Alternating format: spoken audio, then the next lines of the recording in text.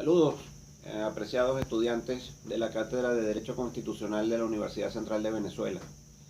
En esta ocasión les voy a hablar del Consejo de Ministros. El Consejo de Ministros vendría siendo la capa superior del Poder Ejecutivo, lo que en doctrina se conoce como el alto gobierno, bajo el cual se encuentra como órgano instrumental la administración pública. El Consejo de Ministros es un órgano colegiado, puesto que él se encuentra integrado por más de una persona. Particularmente, según lo indica el artículo 242 de la Constitución de la República, está compuesto por el presidente de la República, quien lo preside en su condición de jefe del gobierno, por el vicepresidente ejecutivo como coordinador del Poder Ejecutivo y por los ministros del despacho, trátese de ministros con cartera o de ministros de Estado. Se ha solido invitar al Procurador General de la República, pero solamente con derecho a voz. Y también es posible que puntualmente se invite por razones especiales a otra persona, sea funcionario público o no, también como con derecho a voz, a título, digamos, de consultor. El Consejo de Ministros es un órgano muy importante porque las decisiones más trascendentales, dentro de las que se le atribuyen al presidente de la República en el artículo 236, deben ser tomadas en Consejo de Ministros. Así lo establece el artículo citado, que tras indicar las diversas atribuciones en 24 numerales, indica cuáles de ellas deben ser ejercidas en Consejo de Ministros. Por ejemplo, declarar estados de excepción, dictar decretos con rango y valor de ley previa ley habilitante, reglamentar total o parcialmente las leyes sin alterar su espíritu, propósito o razón. Son diversas atribuciones que deben ser ejercidas en Consejo de Ministros. Ahora, ¿qué significa esto? ¿Qué significa ejercer una atribución en Consejo de Ministros? ¿Cómo funciona el Consejo de Ministros? Ante todo, hay que tener presente que la Presidencia de la República, según nuestra Constitución, representa la jefatura del gobierno. El Poder Ejecutivo se caracteriza por relaciones de jerarquía. El Presidente de la República es el superior jerárquico del Poder Ejecutivo. Como jefe de gobierno, dirige, obviamente, la acción del gobierno. Y la acción del gobierno tiene determinados aspectos que deben ser tratados en Consejo de Ministros. Eso quiere decir que el Presidente de la República se reúne con la periodicidad del caso con todos sus colaboradores inmediatos, que son el vicepresidente ejecutivo y los ministros, para tratar temas referidos a la acción del gobierno que deben ser tratados de esa manera.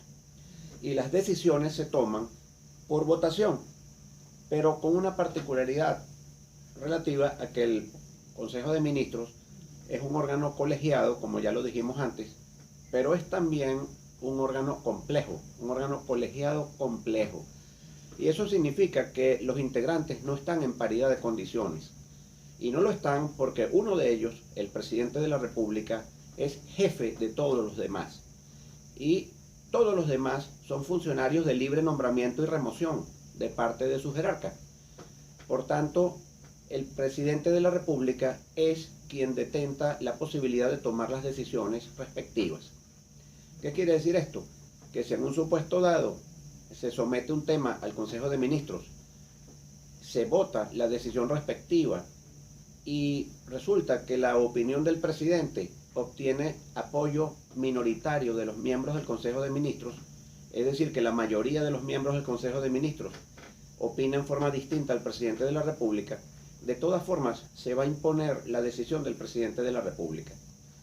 Y esto es así porque, de lo contrario, es decir, si fuese un órgano colegiado simple, en donde las decisiones se tomaran por mayoría simple de todos los integrantes, como ocurre por ejemplo con la Asamblea Nacional o con una sala del Tribunal Supremo de Justicia, entonces el Poder Ejecutivo sería colegiado, es decir, la Presidencia de la República no le correspondería a una persona, a un órgano unipersonal, sino a un órgano colegiado, es decir, al Consejo de Ministros, como ocurre por ejemplo en Suiza. En consecuencia, ¿para qué sirve esto si la decisión de uno solo de sus integrantes es la que se va a imponer?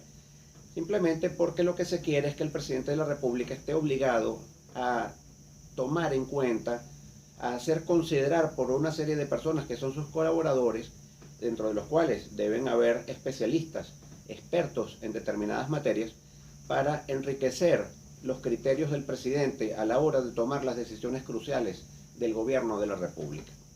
Entonces es un órgano consultivo, pero es simultáneamente un órgano decisorio. ¿Por qué es decisorio? Porque si el presidente de la República toma por sí solo o con colaboración de algunos de los ministros decisiones que según la Constitución o según la ley, que también puede la ley exigirle que determinadas atribuciones sean sometidas al Consejo de Ministros, lo hiciera sin o de espaldas o sin la colaboración, sin la ayuda, digamos, sin el soporte del Consejo de Ministros, esa decisión tomada por el presidente violaría la Constitución o violaría la ley según sean los casos. Es por ello que se trata de un órgano decisorio y por supuesto sin dejar de ser también un órgano consultivo, pero en el entendido de que las decisiones que se tomen en ese órgano deben contar, por supuesto, con el voto favorable, llamémoslo así, de quien es el jefe de todos los demás, que es el presidente de la República. Ahora, ¿qué pasa con personas que no estén de acuerdo con la decisión del presidente, que definitivamente es la que se va a imponer? Sencillamente se pasa a un tema de responsabilidad funcionarial de parte del vicepresidente ejecutivo y de los ministros, porque la Constitución establece que todo funcionario público es responsable por la toma y por la ejecución de las decisiones del caso si ellas llegan a implicar algún tipo de responsabilidad, algún tipo de consecuencias en el ámbito del derecho. Trátese de responsabilidades penales por la comisión de delitos, de responsabilidades civiles por la causación de perjuicios, de daños y perjuicios pecuniarios a la República, a terceros, de responsabilidad administrativa en el supuesto de mal manejo de los bienes públicos y también de responsabilidad disciplinaria en los casos en los cuales hay funcionarios públicos que están sometidos jerárquicamente a otro, como es el caso del vicepresidente ejecutivo y de los ministros en relación al presidente de la República. Entonces, cuando se toma una decisión en Consejo de Ministros, si hay algún ministro o el vicepresidente ejecutivo no están de acuerdo con la decisión, deben necesariamente salvar su voto, que conste en las actas respectivas. Y de esa forma, entonces, continuaremos con el tema de la responsabilidad de los miembros del Poder Ejecutivo en una ocasión siguiente. Muchas gracias.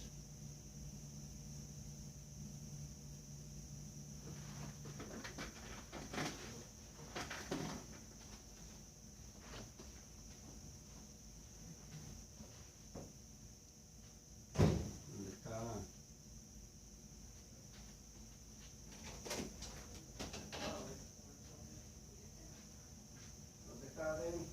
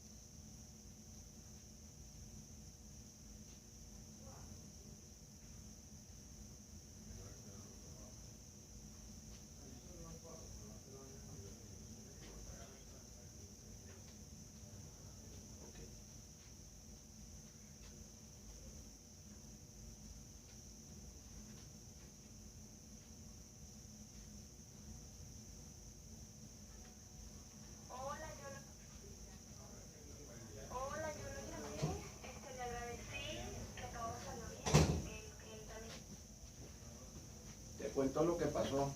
Pasó, profe, pues tengo 7 minutos.